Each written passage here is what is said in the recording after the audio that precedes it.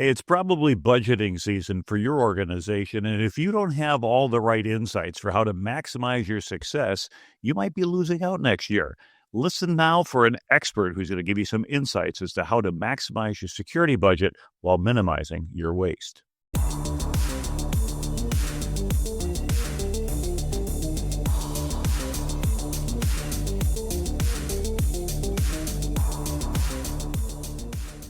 Hello, and welcome to another episode of CISO Tradecraft, the podcast that provides you with the information, knowledge, and wisdom to be a more effective cybersecurity leader. My name is G. Mark Hardy. I'm your co-host for today, and I have Ross Young with me on the show. Hello, Ross, who is the author of Cybersecurity's Dirty Secret, a book that's soon to come out, as well as sort of the man behind the curtain here at CISO Tradecraft, I guess we can say that, and a lot of other things as well. So you've had a fascinating career to date. For those people who know about you, they probably won't mind hearing again. And for those who don't, they're going to be absolutely thrilled. So tell us a little bit about kind of how you got to where you are now and all the fun things you've done before that. Yeah, so I've spent 20 years in cybersecurity. Probably my funnest 5 years has been the co-host here at CISO Tradecraft. We actually are on our 5-year anniversary, so that's pretty incredible. But the things people will probably most notice about my resume is I spent 10 and a half years at the Central Intelligence Agency. So I was a nation state actor and I ran their DevOps program. And then I was also at Capital One for about 2 years. I got to experience the large scale data breach that happened and how to respond to that. And then I was also a CISO at Caterpillar Financial for 4 years. And most recently, I was a CISO in residence at an Israeli venture capital fund called Team 8. And now you can see a lot more of my content because you see I'm very focused on doing a lot of things for CISO Tradecraft, building out some courses to help our listeners, and doing a stealth startup. Yeah, so you're really in a give back mode in a way because you've made that leap. And we've talked about it before on some other episodes about what it takes to become the entrepreneur. When we've gone ahead and we spent a career getting a biweekly paycheck, and you kind of get used to that, and it's rather nice. And all of a sudden, someone's going to say, let go of the rope and fall to the floor. And you find out that if you're an experienced cybersecurity professional like yourself, you can always go back. Someone will always hire you back. They said, oh, dear, you're damaged goods. You actually tried to be an entrepreneur. But in your case, you're putting together a lot of things. I see a lot of you coming out there on LinkedIn. There's some great information. So if you're not following Ross on LinkedIn, how do I get you there? It's LinkedIn. Yeah, I think your title is Mr. Ross Young, but if you just search Ross Young, you'll find me there. You'll find you right there, or connect through CISO Tradecraft. You'll find that as well. But a really, really excellent set of information. So if you're not following him, follow him because you get some great insights. And of course, continue to follow CISO Tradecraft. But I mentioned in the early part about your new book that you've got coming out, and you've been working on this thing for the better part of a year. And I've watched this thing kind of as a over your shoulder, and it slowly evolves. And I'm really quite impressed with the level of detail that you got here and the contents and stuff. You'll see me keep looking over here if you're watching us, because I've got a copy of the electronic book up here, taking a look at that. But how did you pick that of all things of stuff to write about? And then how did you find so much to write about? What I found was as I moved into the CISO role, I didn't need people to teach me more technical, right? No one in the chief financial officer, chief legal was asking about detailed cybersecurity questions I could answer. But I needed to get my budgets approved. I needed to get my projects through procurement. I needed to actually figure out how to save money. I needed how to streamline broken processes. I needed to figure out how to better retain and attract the top talent. And so all of these things that I found were really money related. And what I wanted to do was maximize the outcomes per dollar with every dollar spent in cybersecurity. And I didn't see anybody teaching that. Yeah, I could read a book and learn about confidentiality, integrity, availability, but that wasn't what I needed in my role. And so as I started, just kind of documenting all of these things that I learned, I wanted to give that back as training because I think they're valuable lessons that can help a lot of other people and a lot of other companies. Well, it is excellent insight, and I think you're spot on because I've every year go ahead and prepare a cybersecurity budget. And as a CISO, I've been trying to go ahead and maximize the value. We've had some pretty good years financially the last few years. We don't know what the business cycle is going to be like for 2026. There's some storm clouds on the horizon. And for a lot of us, we may be asked to do more with less. And if you don't have a strategy for that, if you don't have a framework or an approach, that's going to be very, very difficult. And the cuts that you make may be inadvertently into the things that are keeping your organization alive, but also you need to communicate to those people who approve or disapprove your budgets the importance of it. So you mentioned in your book that a lot of organizations invest millions in cybersecurity, yet still get breached. So that seems that more money doesn't necessarily work. It's not like the Manhattan Project where you just keep throwing more and more money at it, and eventually you get what you're looking for. What type of mental model shift are you thinking about that is going to help the readers get a better insight into how to avoid this type of a failure? Yeah, there's really so many things here. And I'll just give you one example. What applications does your cybersecurity program run, right? In a large company, you're probably running 50 to 80 cybersecurity tools. And nobody's even really looking at the effectiveness of each of those tools. So if I have 50 tools and they're not well configured, they're not well deployed, then I'm not actually getting the coverage that I need. So I really don't need more money to buy new tools. I need to make sure my tools are deployed on every endpoint, every server, and all the features that actually safeguard the company are turned on. And so there's little things like that that we first have to start measuring, first have to start using templates, first have to start driving accountability for, because otherwise we're just diluting our resources, right? We're spending more time on more things instead of what are the top things that really secure our company. Yeah, so being able to prioritize that is important, but you say protect the company. That gets into what are we actually protecting? Are we protecting the ones and zeros, the hardware, or as you would say, cybersecurity is the business of revenue protection, which I love, and I used that a few times. But why do you use that phrasing, and why is that important for CISOs to understand that? You know, the reason is this.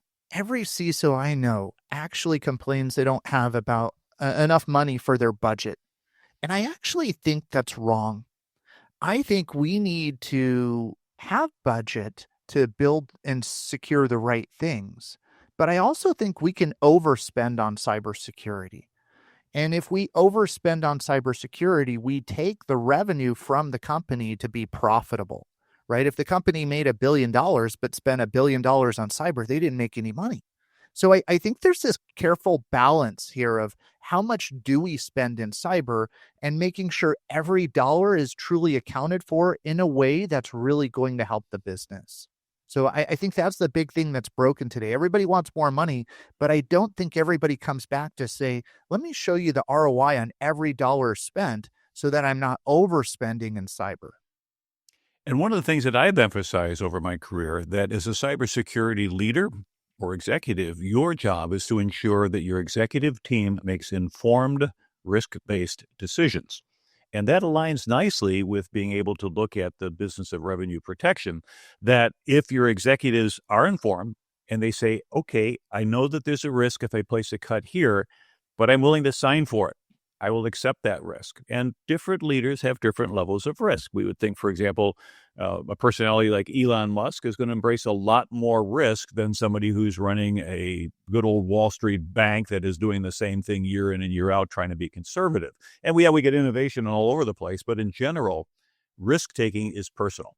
And that personality is going to translate into the decisions that the organization makes. So to a large extent, what we need to also do as security leaders is to build those relationships with these people who make those decisions, kind of understand where they're coming from so we can present that perspective.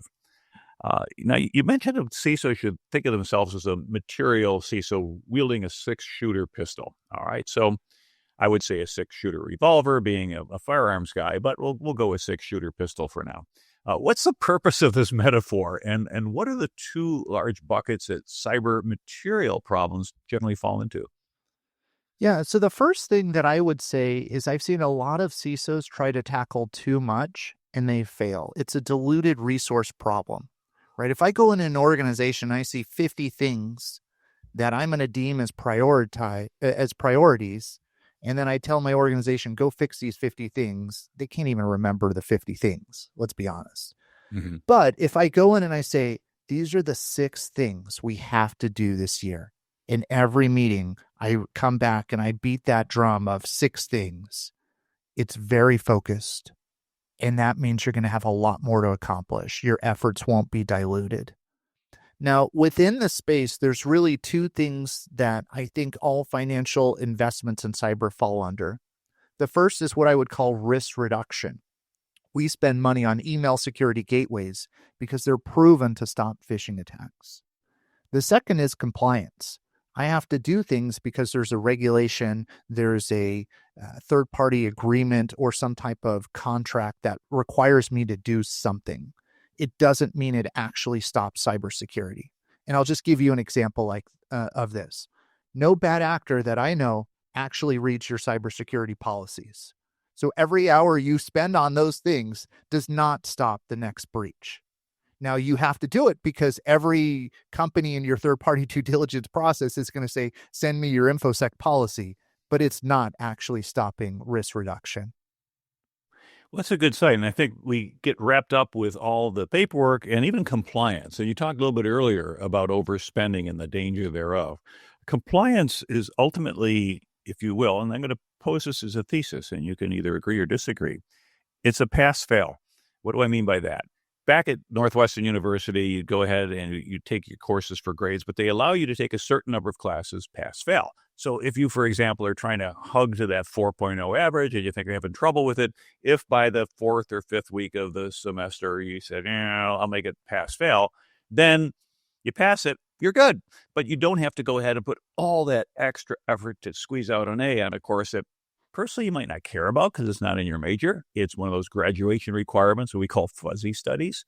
But let's take that over into cybersecurity. So if I'm doing something where excellence is going to pay off, that is to say, the better I do at educating my users to avoid doing dumb things, the better I am at going ahead and responding faster and better to potential breaches, the better off. But when somebody says, hey, fill out this form, or do you meet this particular compliance requirement, once they get to a passing grade, should I keep spending more and more money trying to paint into the corner, or do I just say good enough?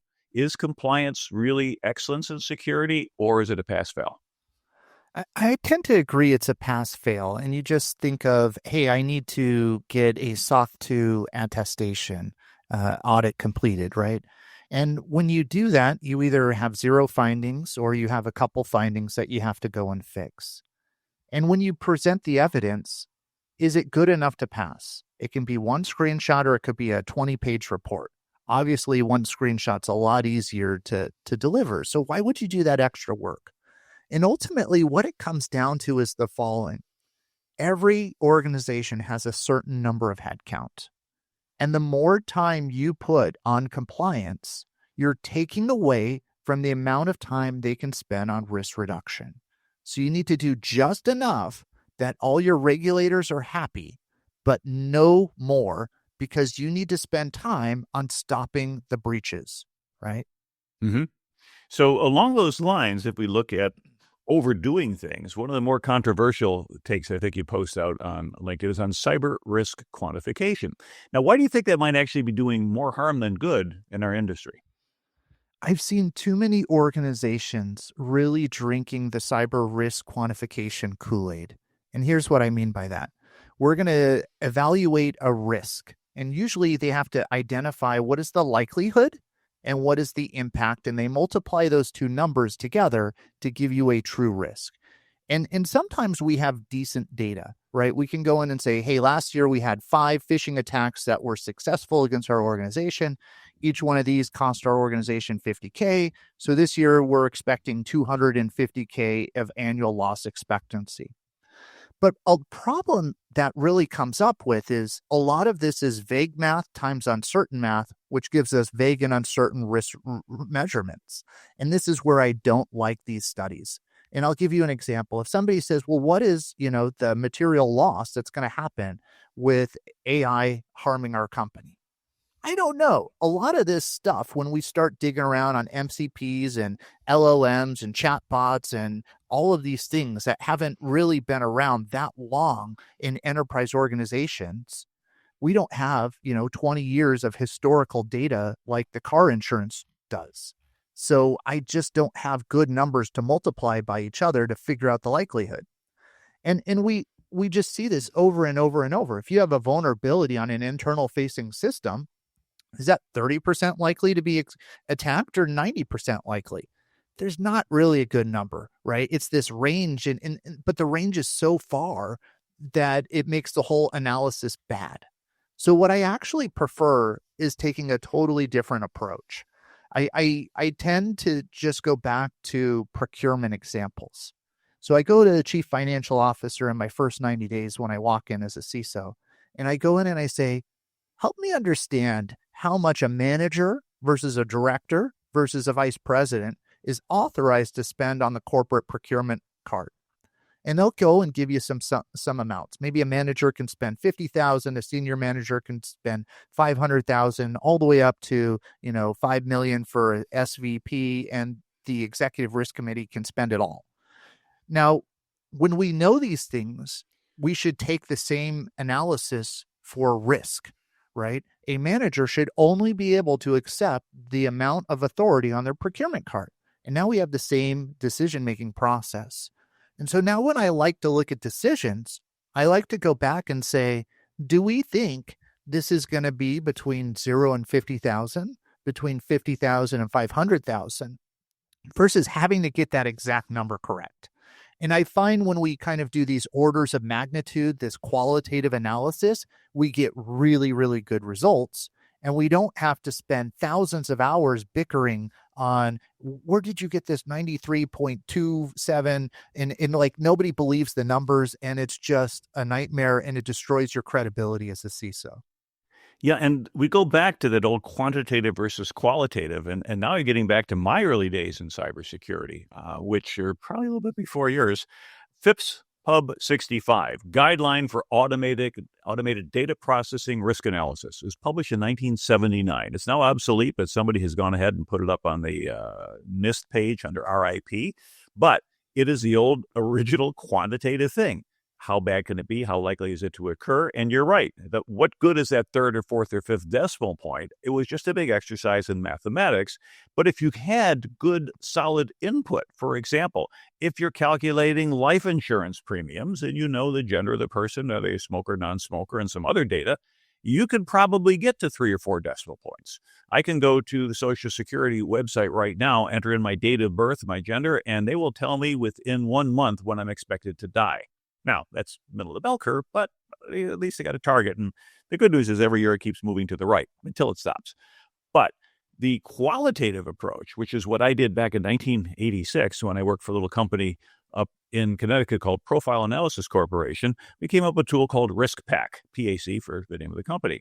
And I took over as a software developer for that. And what we did is we used Kepner-Trago algorithm and all these other things. But the idea was that you didn't know whether it was 9.9 or 3.7, but you did have a pretty good feel, low, medium, high, very low.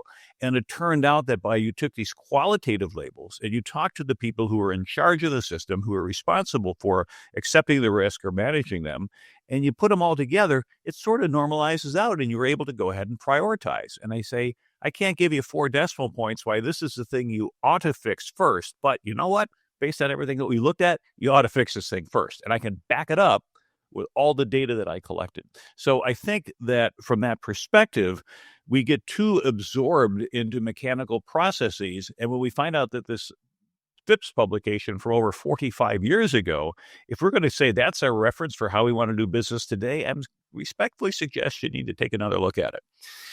Now, just take the example. If it took you an hour to do the analysis for every one of these decisions, and you spent how many hours doing this across a large Fortune 500 company, and that didn't give you any better results in your decision-making process than this qualitative analysis, that's a sunk cost. You have just wasted hours, and you can figure out an hourly rate for your executives and everybody else in the process. That's just losing money from your company. And I've seen far too many companies spend millions of dollars on the cyber risk quantification and not gotten the benefit. So I think it's much more likely that you're going to have a failed implementation than this cyber risk quantification actually saves your company money from the risks avoided. Right. So you may end up doing the wrong things very well, which still means they're the wrong things that you're doing. Now, another point that you talk about is using a cybersecurity budget. Of course, we all are required for the most part to submit a budget. We even got one on the CISO Tradecraft website as a free template for download. But what are your thoughts about total cost of ownership?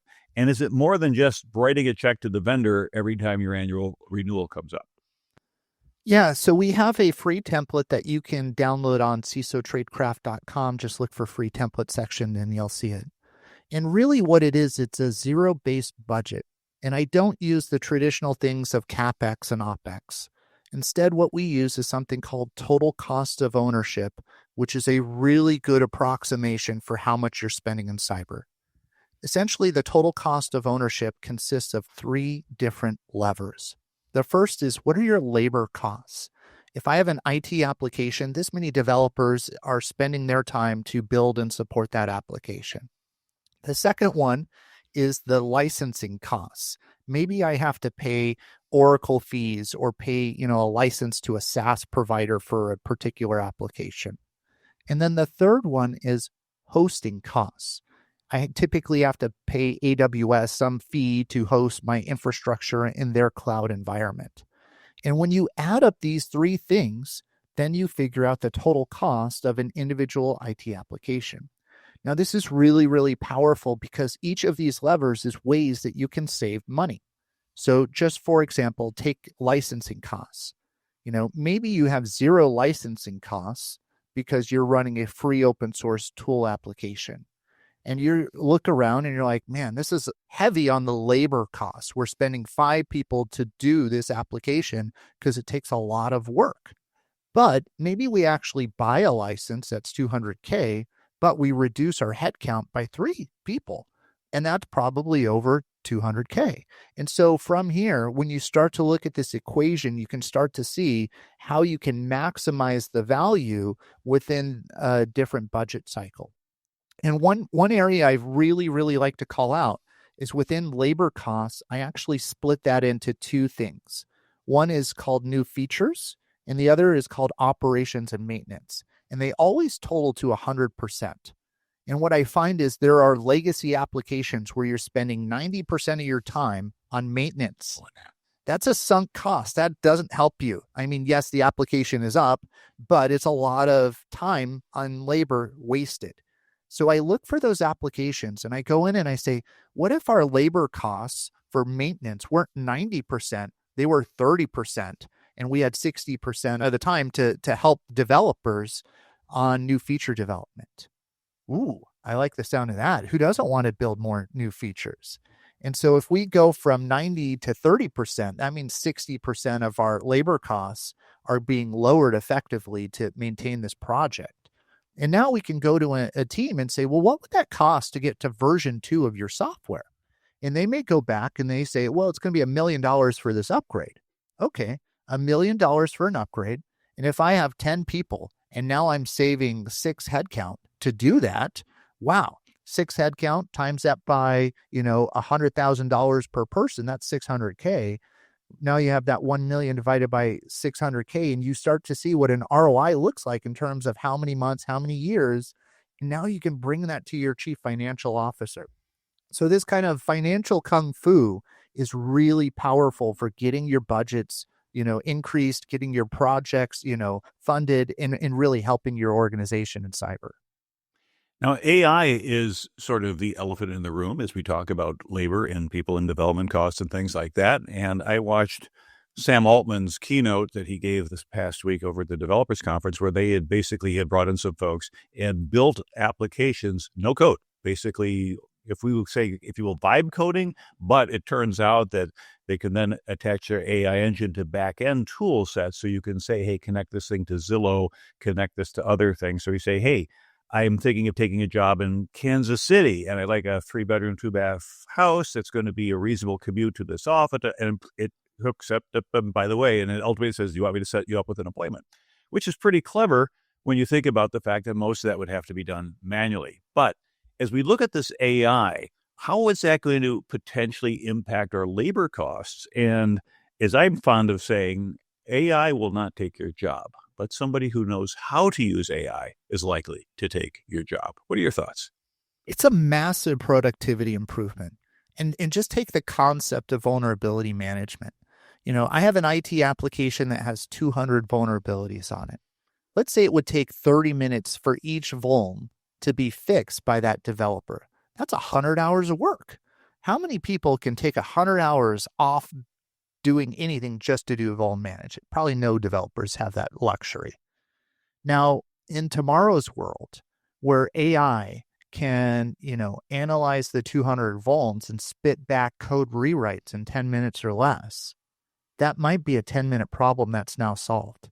And I guarantee we can find 10 minutes on a developer's schedule, but we may not be able to find 100 hours. So that sort of improvement is really going to change how we code. It's going to change how we do vulnerability management. I've even seen some great posts like Sunil posted, hey, what if we didn't even use third-party libraries? What if we just asked Vibecode to write all the dependencies for us? And then I never had to deal with patch management from third-party vendors because all the code is built by AI. I think we have some really interesting opportunities of how the landscape's going to change. I think so too. And I had dinner with Sunil yesterday, so thank you for reminding me that he was in town. But for those who aren't familiar with whom we're talking about, that would be Sunil Yu. He is the author of the Cybersecurity Risk Matrix, and he's also kind of the foundation for the model that you've come up with, the TASM, which we'll could talk on other things, but right now let's stay focused here on budget and things. Because before you were talking about budget and talking about, okay, what's it going to cost for your hosting costs? What's it going to cost for your licensing? What's it going to cost for your labor costs? And that seems a little bit more helpful, as you said, than the traditional CapEx or OpEx. Now, another thing you've come up with is the 9-box template. And I think you posted that this past week and got, like 50,000 hits or something amazing like that. So tell us about what is the 9-box and why that might be helpful here in terms of prioritizations. Yeah, I couldn't believe how popular the 9-box is. And basically, it's how do we prioritize what projects we should do in cybersecurity? And if you just go ahead and think about this, I think what you're going to see is some just really interesting insights. So imagine you're in your budget planning season, like right now, and you have 50 different projects that you could potentially fund, but you only have enough money to do maybe 15 of the 50 projects. How would you go and rank the projects? We basically create an XY axis like you did in your algebra classes, showing the level of effort versus impact. And let me give you an example what I mean by that. Level of effort. How long does this project take to complete? Is it less than 90 days? Let's call that low effort. Is it between 90 days and a year? Let's call that medium effort. Or is it greater than 1 year? Let's call that a high effort task. And then on the impact, we're going to call that material risk reduction. Now, I don't put any exact numbers here because it's very different per organization. Like a material risk reduction at Bank of America is probably $1 billion or in the high hundreds of millions compared to the small SMB that is in maybe the tens of thousands of dollars, right? But the idea is you're going to take each of your projects and put them into one of these 9 boxes of this axis, low, medium, high on these two axes, if you will. And ultimately, what you're going to arrive at is if I can find a task that is high impact, it really reduces risk, but requires little level of effort, like I can solve this in less than 90 days. That is a quick win. Do that all day long, right? That's the low-hanging proverbial fruit that we always talk about. But if I have something that's maybe the opposite, where it's a low material risk reduction, and it requires a lot of effort, well, that's a project that I probably shouldn't fund unless there's a very good reason to do it. Like my regulator just required it. Compliance, Yeah. So this is where you have to understand when things are compliant versus this risk reduction, and you balance this out. And so please, please, please take a look at the CISO Tradecraft website, the free downloads. You can get a copy of this PowerPoint. It is amazing in how it can transform your strategy right now when everybody's planning their 26 budgets. It does. And what happens is you end up kind of sweeping from the diagonal and you say, okay, fine. And if it's a low amount of effort, but high value, of course, those are the no-brainers. And then you kind of sweep kind of diagonal like that. Anything down here, you'll never get to. And you don't want to get to it. I said, of course, if somebody says, hey, we've got their largest customer demands it. Okay, we'll do it. Because I've worked for small startups before where I remember as a developer, the guy running sales came back and says, hey, can you put such and such into the code? And yeah, it's on our list, but it's like number 47 on our list of things to do. And he said, if you get it in this week, we'll make payroll this week.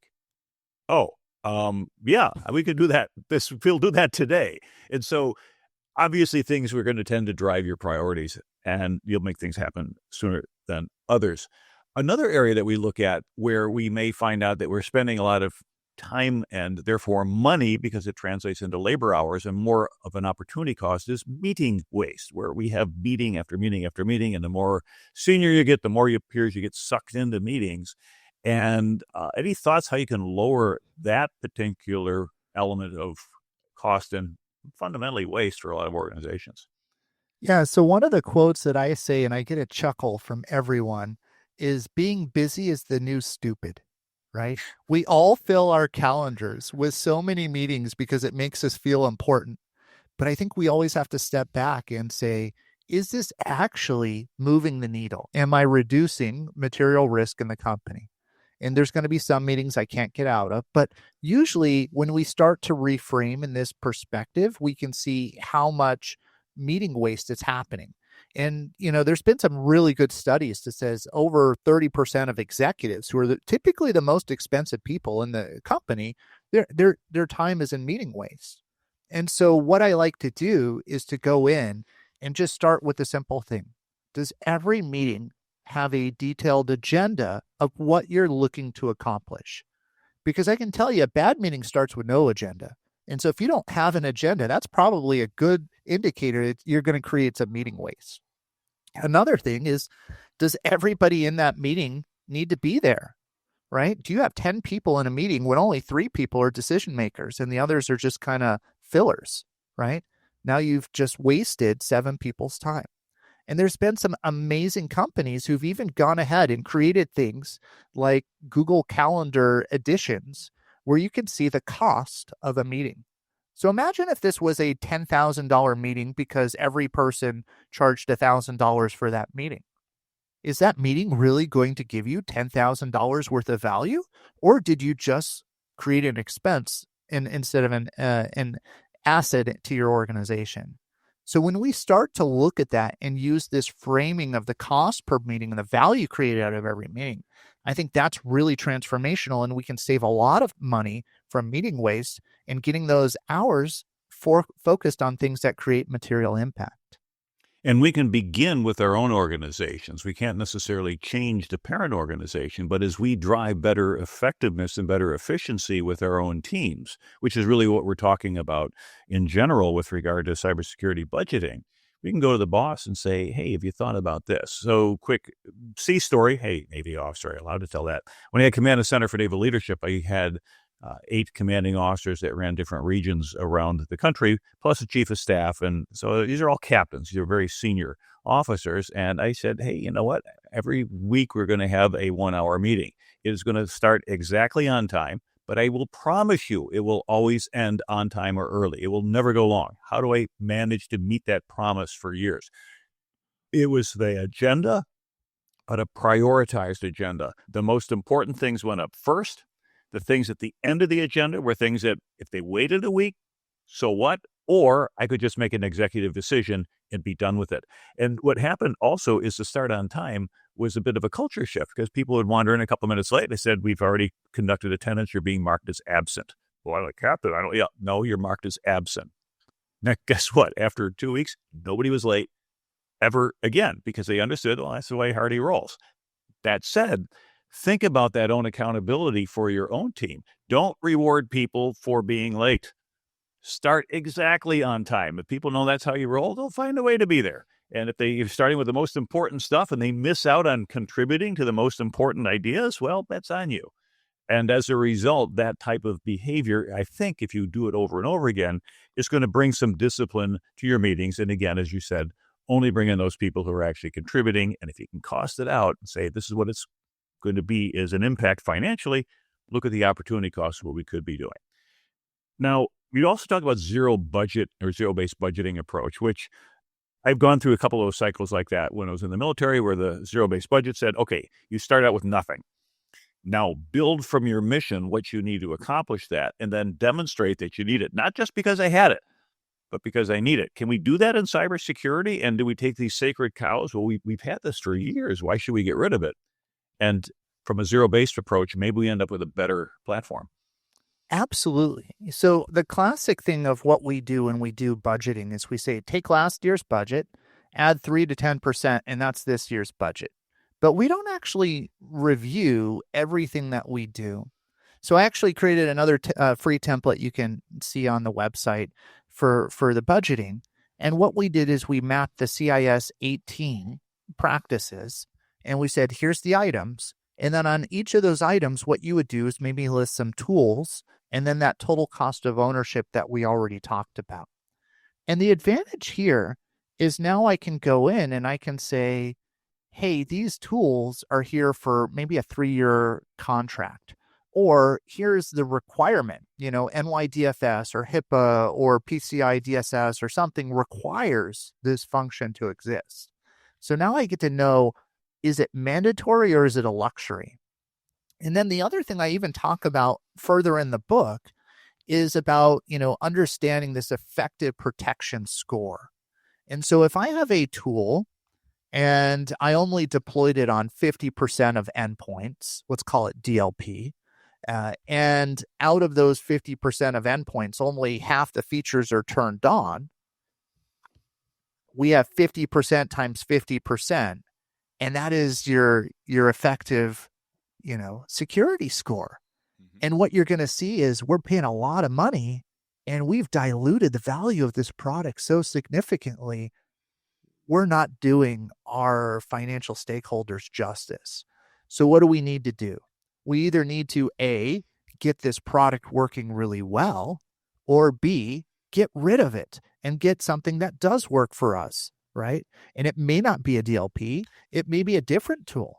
Unless you have a compliance requirement where you have to do it, or you have actual evidence that, hey, last year, this DLP actually stopped this amount of attacks in our company. But if the tools that you're deploying don't actually stop attacks, let's not call them risk reduction. Let's say this is compliance. And if there isn't a clear compliance checkbox that it's solving, get rid of it. Murder that tool. It's not giving you the value you think it is. And so having this budget where we start to think about it really allows us to bring all of this software waste up to the visibility where we can make better decisions. Yeah, that's got me thinking. We've got a couple of renewals coming up that I'm exactly in that same thing, where if you find yourself struggling to justify your budget, and if you are the person who's approving budget, I would say exactly the questions that you're entertaining is you go back to your team and said, explain to me the business impact of this and how efficiently you're using this tool. If you've only got 25% optimization or 10% or whatever, why are we using it? I'm beginning to think at this point that you're one of the guests I want to go ahead and do a second episode with, because we're kind of getting close to the end of the first one. But one of the things that I want to talk about, which is probably really key, and maybe what we'll wrap up this week's with, is presenting to the CFO. How do you have tips and tricks and insights and ideas for CISOs that are going to help them not only justify their budget, but if they're asking for more than they did last year, maybe even more than inflation, increasing their odds of success of being able to get that with the CFO? Yeah, so we do have another free template. I know I keep beating that drum, but there's one where you can actually go see a single PowerPoint slide that shows you how to do exactly this.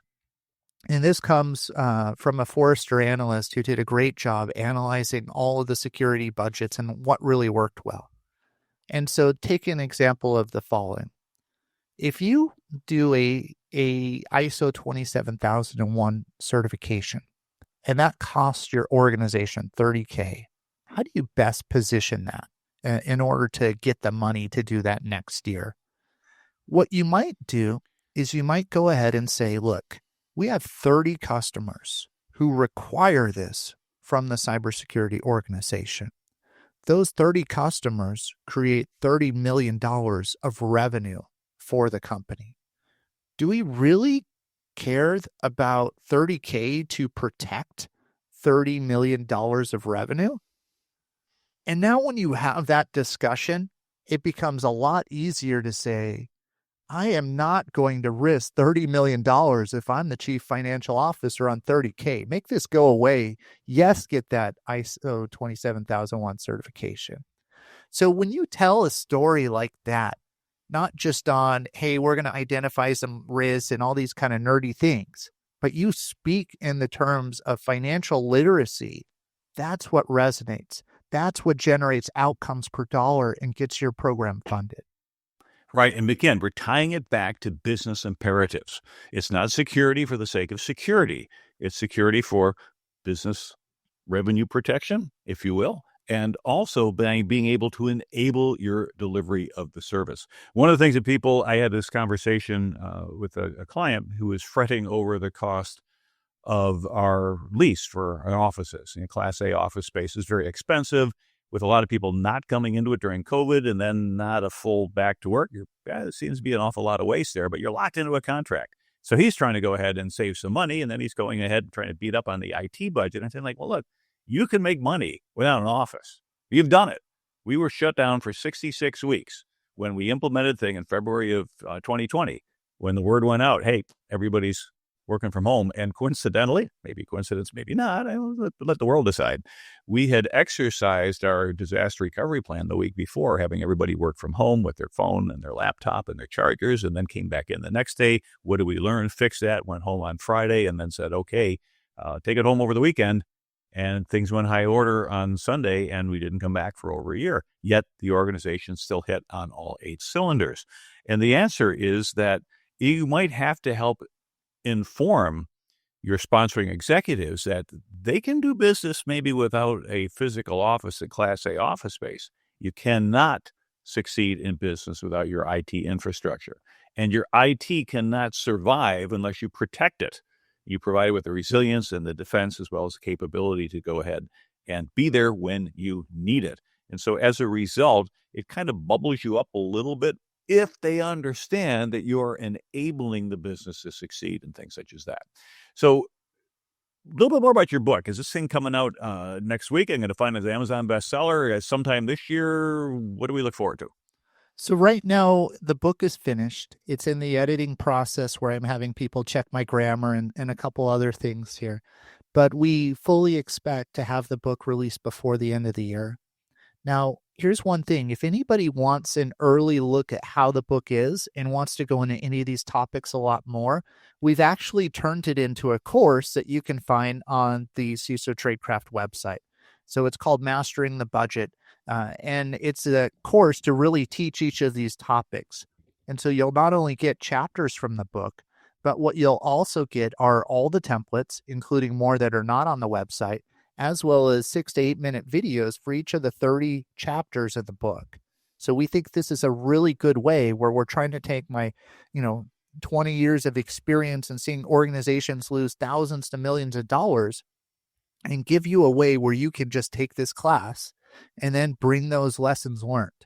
So if that's something that interests you, please take a look at the website. I think you'll love it. Yeah, you go to CISOTradecraft.com, look at courses, and then you'll see a description, some little samples, things like that. You can sign up as an individual, a team bundle, or if you got an enterprise, you say, hey, my whole group of people need to see that. Let us know. We'll help you out. Well, Ross, I want to thank you very much for your insights and your time. I want you back. I want to go back and talk more about this because we're in the budgeting cycle. A lot of our listeners or watchers are in the budgeting cycle as well. And this is absolutely timely, meaningful stuff. For our audience out there, if this has been good for you, let us know. Give us a thumbs up, a +1, send it along, and let us know out there on whatever format that you're listening to this podcast so we know that we're reaching the right people. If you're not following us on LinkedIn, please do so. CISO Tradecraft has a tremendous amount of high signal, low noise information, as well as Mr. Ross Young. You do a great job of that as well. I do the best I can to post things when I can do so. But thank you very much, Ross, for being on the show. This is your host, G. Mark Hardy. Until next time, stay safe out there.